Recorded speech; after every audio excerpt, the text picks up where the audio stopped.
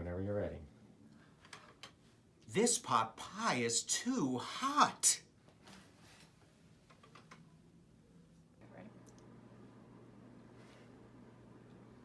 This porridge is too cold.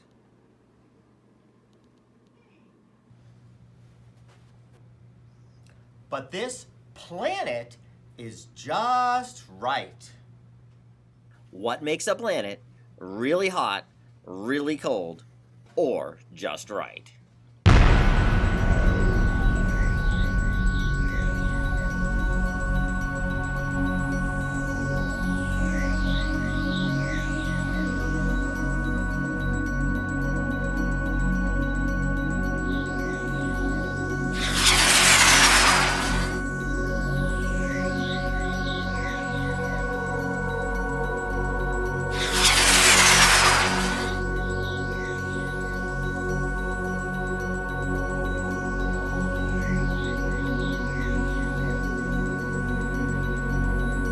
So what makes a planet too hot, too cold, or just right? In this lesson, we're going to use models to see how planets get hotter, how they get colder, how they keep their temperature, and how their temperature can change depending on whether it's daytime or nighttime.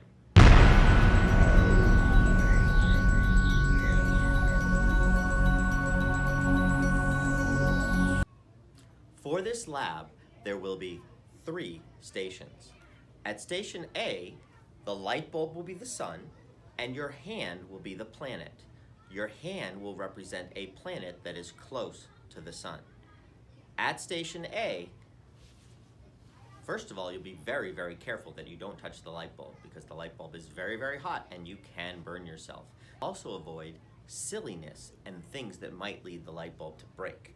The light bulb is made of glass, and if you touch it or break it, you could get seriously hurt. You'll be rotating your hand so that sometimes the back side of your hand faces the sun, and other times the palm of your hand faces the sun. Follow the instructions on your lab sheet, and you will see if there's a difference between the side of your hand that's facing the sun and the side of your hand that's facing away from the sun. That's station A.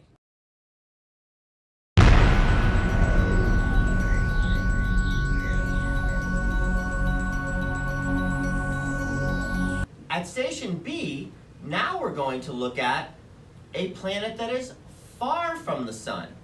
The light bulb will still be the sun, and your hand will still be the planet.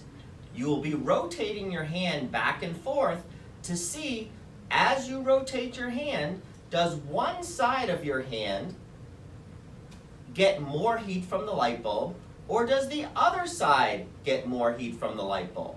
And in this station, we want to look really, really carefully.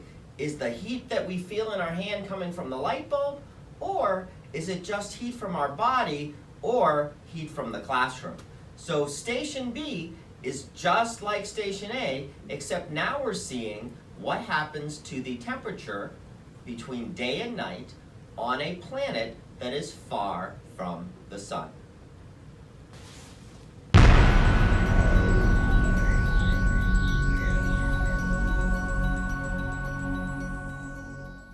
At station C, we're going to look at how a planet's atmosphere affects whether it's hotter, colder, or if there's big changes between night and day. Station C is all about planet atmospheres. In our model at station C, we have 2 planets, which are gray balls that are hanging from the ceiling. We have thermometers so you can check the temperature, and one of the planets has a covering on the fish tank, and the other fish tank has no covering. So at station C, you're going to see how an atmosphere or a covering around a planet affects its temperature. At station D, we're going to reflect on what we've learned and apply the information from the lab to real planets.